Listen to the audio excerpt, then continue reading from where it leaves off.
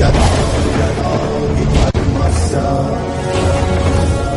గ్లానిర్భవతి భారత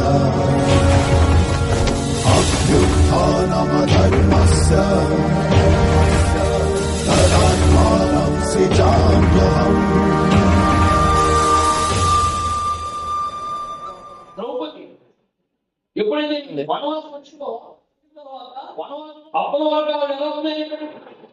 రాజభోగాలు అనిపిస్తుంది, ఎలా అనిపించింది. ఇక్కడ ఏం కనబడతలేదు.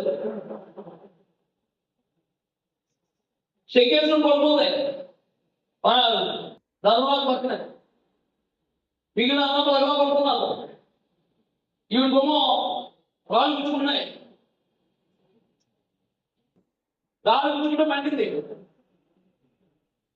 కొట్టింది.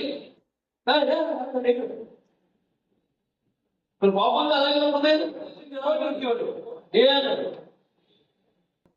ధర్మం ధర్మం అని చెప్తున్నారు కదా, ధర్మం నీకు చేపించిందని మమ్మల్ని అందరూ అడవిలో పడుకోబెట్టున్నాము. మమ్మల్ని ఎలా చెప్పించుకున్నాము? నీ వల్ల ధర్మం ధర్మం అని చెప్పి ఏంటి ధర్మం ఏంటి అని చెప్పి అడిగింటాము. అంటే ఇబ్బందులు అనేటువంటివి ప్రతి చోట ప్రతి కుటుంబం అంటే ప్రతి చోట ఉంటుంది సార్.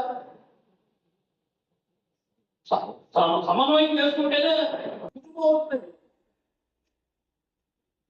వెంటనే ఆయన చెప్పారు,